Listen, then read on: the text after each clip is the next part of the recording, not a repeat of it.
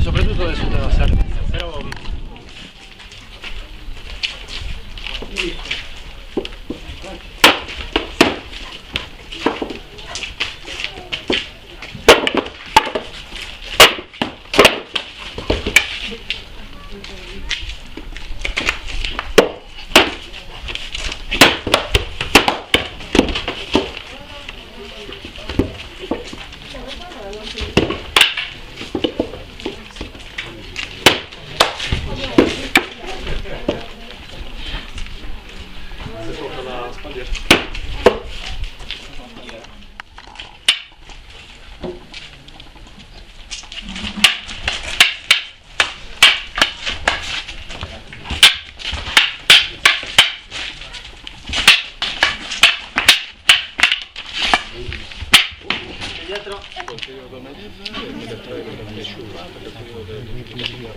Il mio nome è romano, è Antonio Svales, che era per Roma, Antonio Svales, che era l'autentico nome che definito dalla forza sbagliata.